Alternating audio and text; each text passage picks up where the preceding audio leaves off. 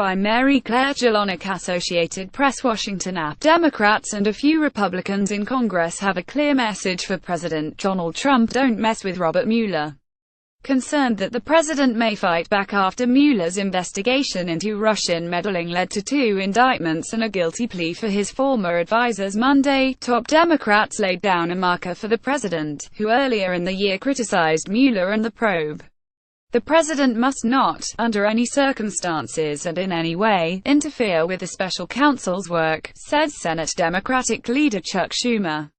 If he does, Congress must respond swiftly, unequivocally, and in a bipartisan way to ensure that the investigation continues and the whole truth comes out.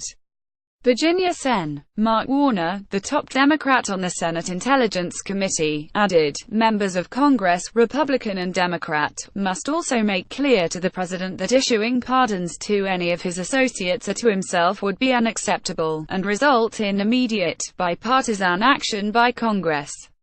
Republicans were less explicit, but many sent a similar message. I don't think anybody in the right mind at the White House would think about replacing Mr. Mueller unless there was a very good reason, said South Carolina Sen. Lindsey Graham, a Republican who has been both a critic and a friend to Trump over the last year.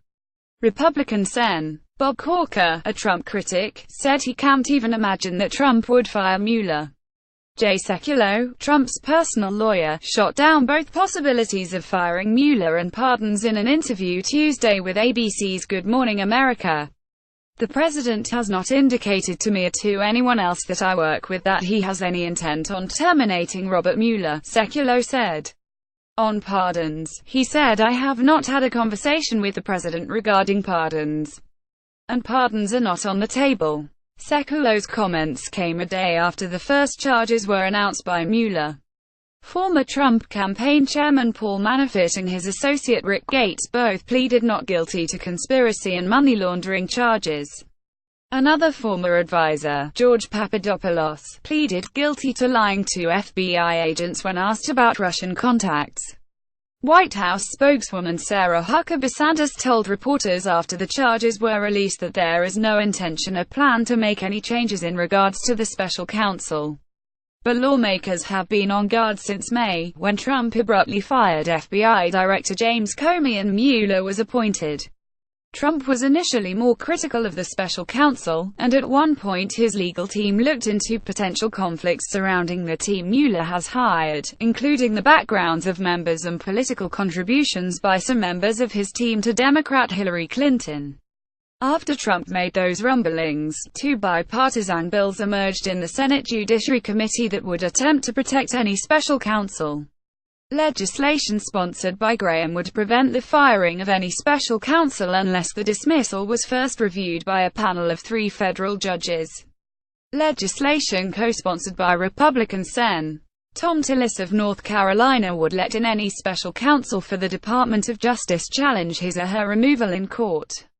After an initial flurry of support, the bills have stalled as Trump has quieted his public criticism of Mueller. Senate Judiciary Chairman Chuck Grassley, Iowa, said he was undecided on the bills after some law experts questioned the legality in a hearing.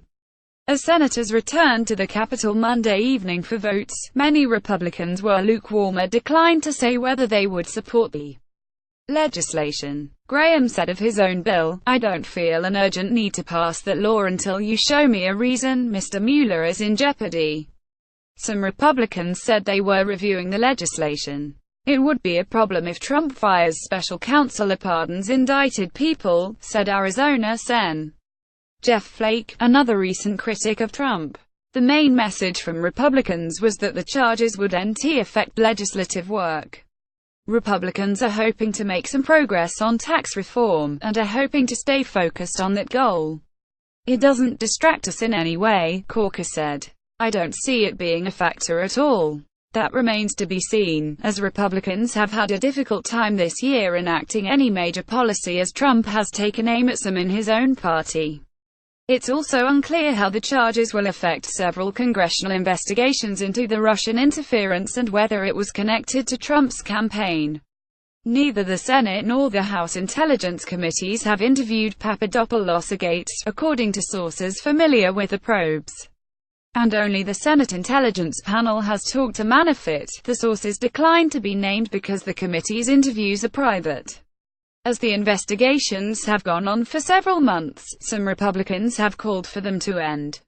The Senate Judiciary Committee probe into the meddling and the House Intelligence probe have split along partisan lines.